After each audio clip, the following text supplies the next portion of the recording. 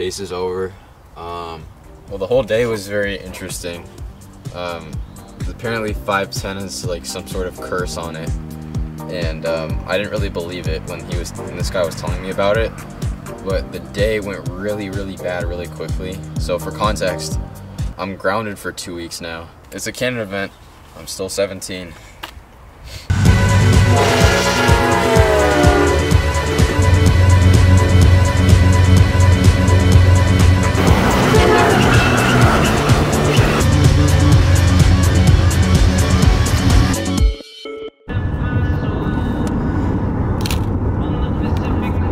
Zach, you want to explain where we're at right now? So we are in we're in National City right now, and we're about 15 minutes away from Santa Fe Depot, and we're gonna go try and see the Dash 8. We've got 14 more minutes. That's about how long it takes for me to get to school.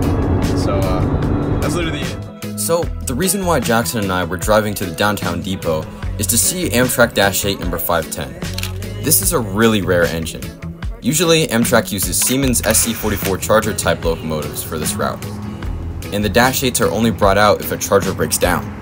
So, in other words, you have to be in the right place at the right time.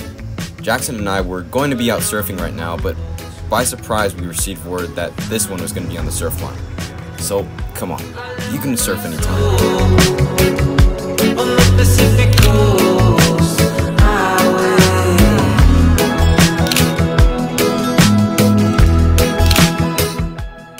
So there's an interesting tale of Amtrak Dash 8 number 510 that is a tale only known by local rail fans.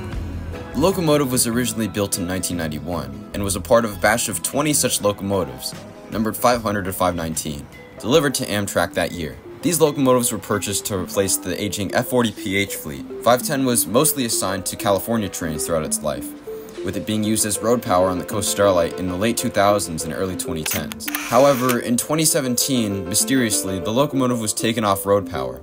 Not many know why, but it was thought that the locomotive was having some issues. 510 for the next 8 years was used as a road switcher in Amtrak's 8th Street yard for shuttling cars around for the more important trains, like the long-distance Coast Starlight, Southwest Chief, and Sunset Limited, and the Pacific Surfliners. It is thought that the locomotive got angry for being within the confines of the yards for so long. In 2024, the locomotive was brought back into service, and on its first mainline run in 8 years, 510 blew a piston near Irvine on the Amtrak Pacific Surfliner. The engine was also reported to have missing parts. Since then, every single time 510 is brought out, bad luck seems to ensue for the crew and the people chasing its train. I thought it was ridiculous until today.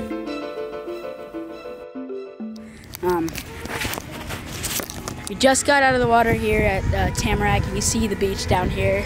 It's pretty sick. I mean, we had a great session. I used a bodyboard for the first time in like 3 years. I'm super stoked about that. I got barreled on the bodyboard. Zach's changing right now. We're gonna head out and we're gonna chase 510 as it goes south because we saw it this morning. So we're gonna get it this time leading with a beautiful, I believe, 90s K5LA. So we'll see you then.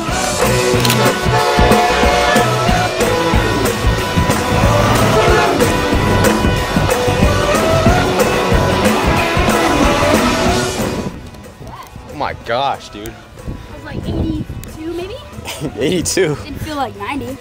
Unfortunately, this is where the bad luck starts. I start to realize that there's dust on the sensor of my camera, which was weird because the night prior I could have sworn I cleaned it. On top of this, my phone, unbeknownst to me, fell in between the seats of the car. And, well, my parents were calling me the whole time, and I had no clue.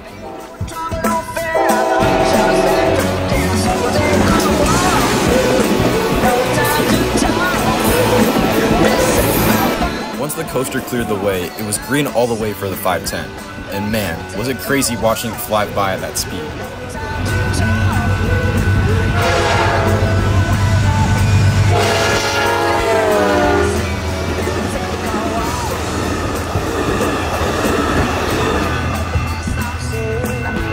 I didn't feel the vibrating in between the cushions, and we were so caught up in the chase, but slowly I started to realize that I didn't have my phone in my pocket.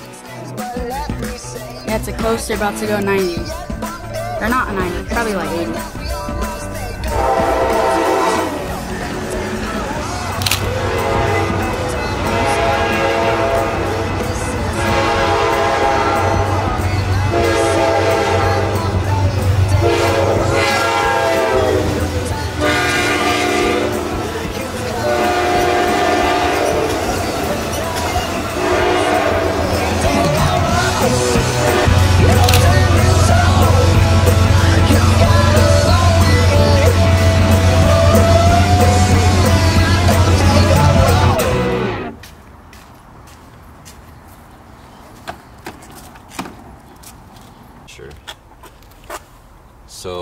chase is over.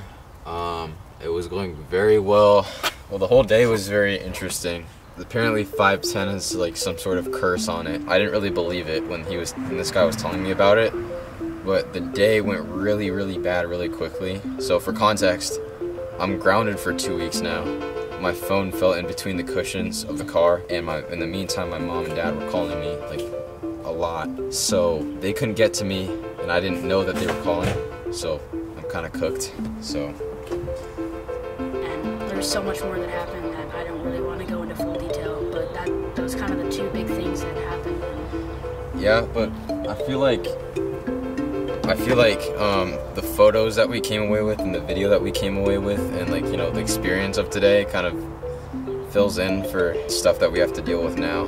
So yeah, I'm just gonna have to drive the 1.5 hours back home and then figure out what on earth, you know. It's a canon event. I'm still 17. But alright, thank you for watching Modern Line Studios. I'll see you later.